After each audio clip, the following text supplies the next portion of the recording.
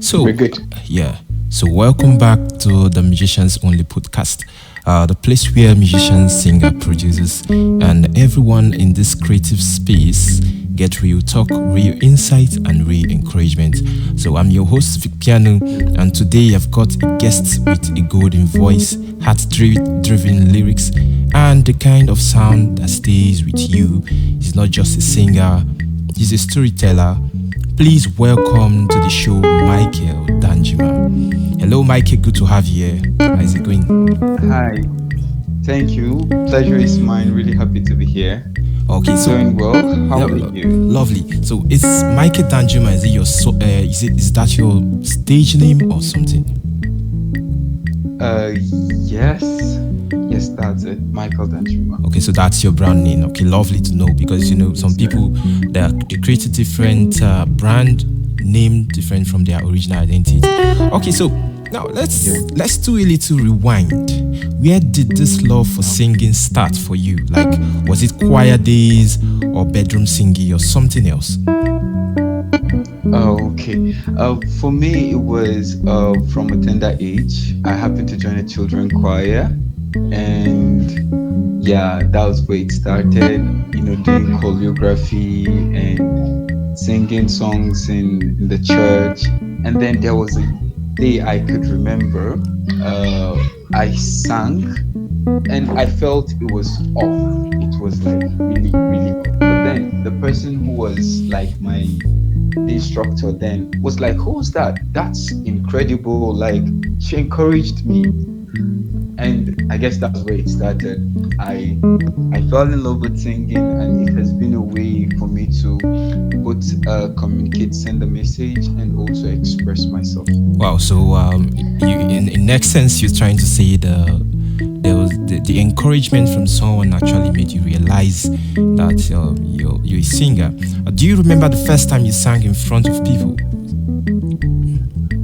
Oh, yeah, the first time, aside in a group, like I said, from maybe in a children choir, Okay. I think that was, yeah, the first time I could remember one performance or one ministration that stood out for me. That was my freshest Sunday or so in the university. Well, I guess Yeah. that would be really, really, really. Some people experience the stage fright, the first performance. What kind of music did you grow up listening to? Like, what kind of music did you grow up listening to? It's gospel majorly. Let's say 100% gospel. And 100%. the inspiration I sang was Michelle on a song by Michelle. What's that his name again? Why is it skipping my memory? I mean, But it's a it long was time, like yeah. technical. So Yeah. it's a long time. Yeah. I mean, so like, who were your biggest influencers or biggest influences vocally when it comes to vocal? Okay, for me, it's a lady, Jessica Reedy. Jessica Rae. I came across, yeah, Jessica Reedy. I came across the song, and I was like, her voice was so unique, and it was as though it was a guy that was singing because of the dynamics in her range. She could really literally go down an octave, like as low as a male, and then take it higher than a normal average lady. Wow. So that was one of the things. That's one of the things that really caught me. The way the dynamics she applied, and I was like, "Who's this woman singing this low, and then at the same time could still get this high?" Yeah, so that's one of the person, Jessica Reedy, and also Todulani. You're right.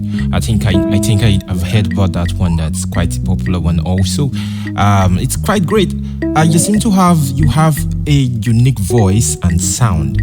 How did you discover and develop your vocal identity? Like, how did you? Let's get, because a lot of persons, they have this issue with knowing what is my vocal identity. It's a very big problem to them. So how did you develop your own style of vocal identity? Okay. I would say I'm still developing and still identifying. It's no news that for most singers, coming to terms with your voice, like getting that vocal identity, has been or is one of the major challenge singers face. Yeah, but for me, I came to terms with the fact that I have a message for my generation, and I have a message anytime. I just don't sing necessarily to entertain. I sing to pass a message, and the message itself is beyond it's beyond me. So that times when you just need to pass it on, and then the person you pass it on catch the fire, gets what you're really trying to say, and the whole goal is achieved. That's Wow. one thing. Oh, for talking me of that fire, please helps don't me. please don't let the place don't light the place up, please. Okay. Now, do you write your own songs or you work with a songwriter? Yes. Okay, I actually write my songs. I write my songs. So do you think people who work with songwriters are not talented enough or they are not worth it? No, I don't really think that just because you work with songwriters, you're not talented enough. I believe it's even strength for you to be able to identify that there's someone who is good at what he's doing and be able to, complement your own ministry now. Oh, so you, Give you, you don't you meaning don't to your- mind you don't mind using a songwriter in future. No, I don't mind. Oh, so I what don't mind. what emotions or themes do you enjoy singing about the most? There is something you said about your kind of song is like a message or something like. So what are the themes? Is it love, faith, pain, or growth, or you're just about the gospel? About the gospel setting.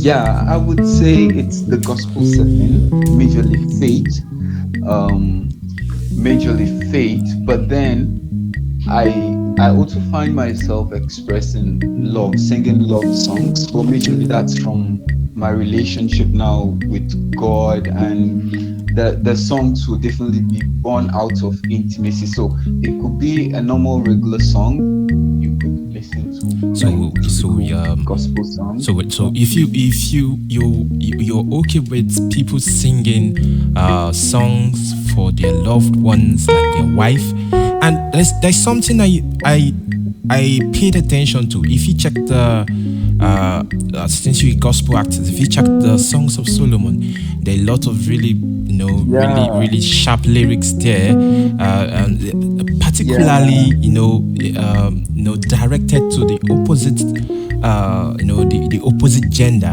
in its composition. So if someone who is about the faith singing picks a lyric or takes up some lyric from the Bible and the Songs of Solomon, and they produce a music, are you going to consider that a secular music, like, or an ungodly music per se?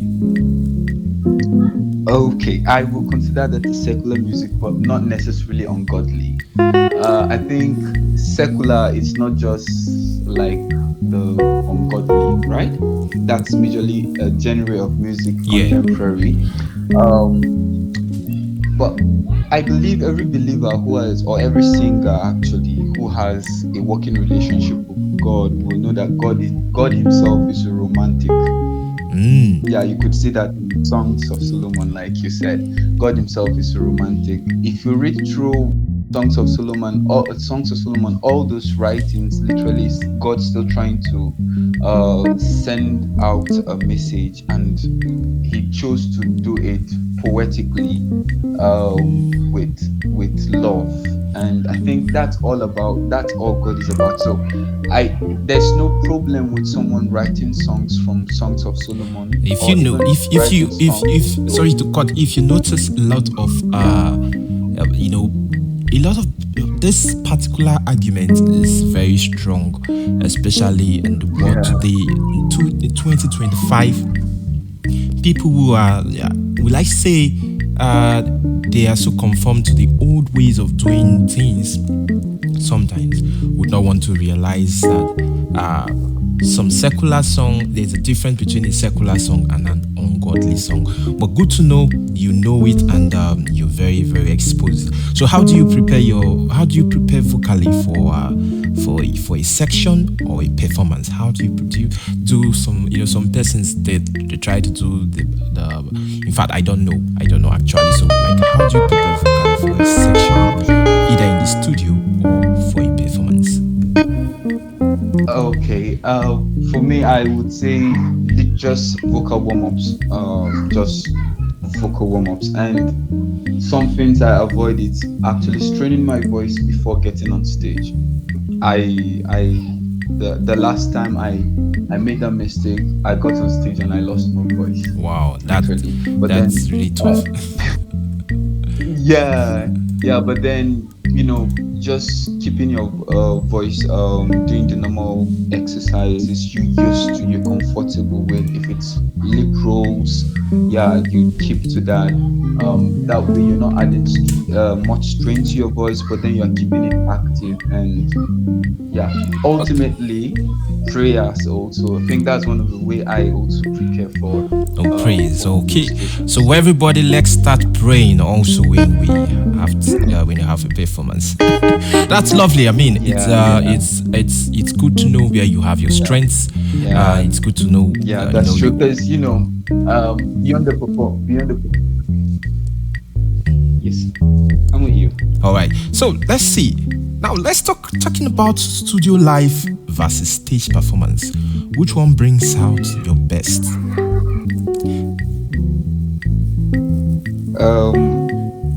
Studios. I feel live recordings, generally live performance, brings out my best. I have one thing for studio productions generally. I don't know. I have a thing with auto tunes generally, and When you talk about as a singer, I auto-tunes, also- when you talk about auto-tunes right now, it's not news anymore that even in live performances, most artists still use auto-tunes. yeah, that's true. That's true. I agree with you. And is auto-tune But actually you could say something really that bad? that's one of the things. Is it a bad thing, auto-tune? Is it a death sentence? No, for me personally, I just maybe because of experience. Okay. Maybe because of experience, I've seen people abuse it. Autotune is not supposed to be the base upon which you should have a vocal base already, a foundation. And so autotune should not be bringing you out from you're singing off key, and then autotune is bringing you back, and that's just one of the things that made me dislike autotune. But then, of course, if it's used minimally and professionally, I love that. But why I don't like much of a studio is because you're doing like a rehearsed session. It doesn't give you that room for creativity, for you to express yourself. Everybody, you can hear That's you. one thing. Everybody, you can hear what he said. So it's up to you. I mean, let's talk about your real life being a singer, especially a fast rising singer. It comes with a lot of challenges. That's been the hardest part. Let's see what's been the hardest part of your journey so far. Have you dealt with the doubt, pressure, or comparison? What's keeping you in those moments? I'm just curious to know what's been the most challenging part of your music journey. Okay. For me, I would say the challenging part is the pressure. The pressure the competition is just so high. And when you look at the number of persons with your craft, with your skills, doing the same thing, or some of them way better than you, and sometimes instead of it being an encouragement, it just weigh you down, thinking when are you going to get to the same when are you going to get to the same level? When are you going to get to the same height? But for me, one of the way I've overcome this is to know that the sky is wide enough for everyone who pushes with consistency. If you have a message, it's for a people, and if there's a people meant for you, you're definitely going to reach them, provided you consistently keep doing what you're supposed to be Well, doing. that's interesting. That's interesting to know. And yes, and then just briefly to say this, God's strategy for measuring success is not our the same with our own. Like, you could have an assignment to speak to 1,000 persons, and you'll be considered faithful if you speak to 1,000 persons. Meanwhile, another person will be speaking to 10 million people.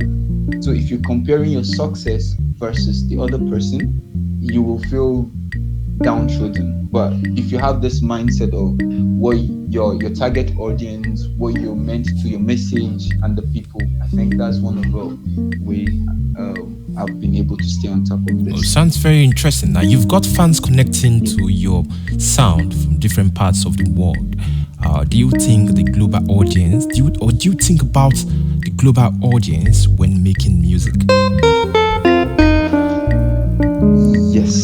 Yes, I must say yes, of course. Yes, I do think about them. So like, would you ever do a cross-genre or a cross-country collab?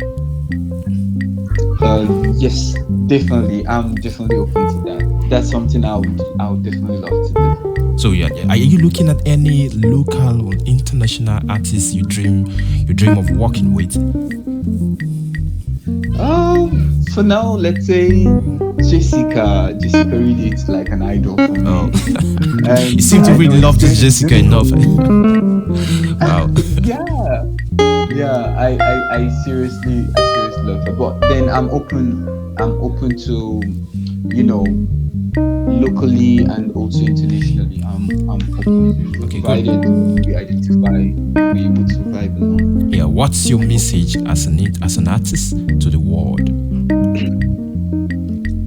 As an artist to the world, more okay. As an artist to the world, I would just like to say, let's keep our fingers crossed. You know that thing they say about the beautiful ones are yet to be born. Yeah, that's the Yeah. same thing with the. There's a lot of talents coming up. There's a lot of inspiration. There's a lot of art and beautiful performance and messages, administrations coming from people. So they just sit tight. It's just for a time, and they're going to be what's the right word now? I don't know. Okay. I mean, it's going to get better and better. So what's next Yeah, for yeah, what's yeah. what's There's next still for more. what's next for Michael Danjuma? Are we getting a new single, EP, or visuals? Well, for now, I'm still building, and I'm still trusting to find someone I could work with, like a producer, or I could work with. It's been one thing for me. Okay. Yeah. So Once I'm able to find, yeah. you don't have a song on any musical streaming platforms right now. No, not that I've not recorded, but I did record. But then I just felt that's not what I want. That's not the quality Oh, okay, of the music quality I of would what want to you give want. out to my audience. Okay, Yeah. So because we have lots of audience, and I was just about to say, where can people stream your music and follow you online? Yeah, and no, they should just look out. Very soon, very soon. just before we close, do you have any preferred musical key when you sing?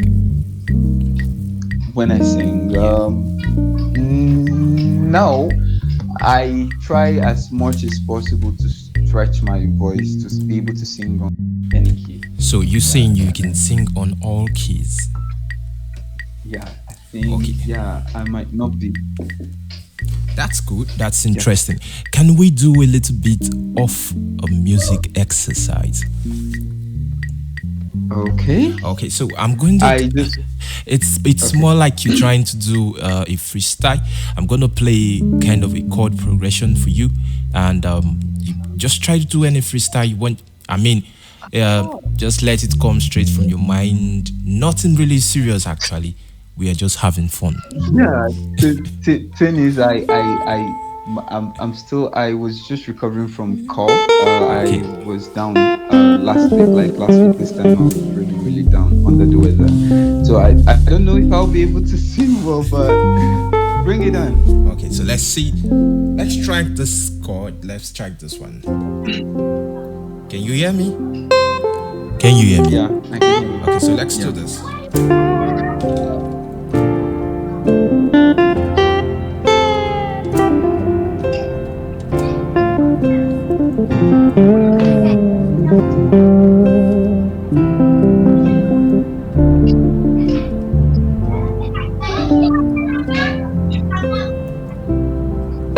Let's go. Yeah, I'm still trying to put my thoughts together. Oh, yeah. When I try to comprehend the many ways you rescued me, I'm lost for words, lost for words. How much you love me, beyond my faults, beyond my weakness. You've been there when others gone. Yes, I love you. Yes, I love Wow, you that's with lovely. That's everything. lovely. Whoa. That's good. You have it in you. You have it in you.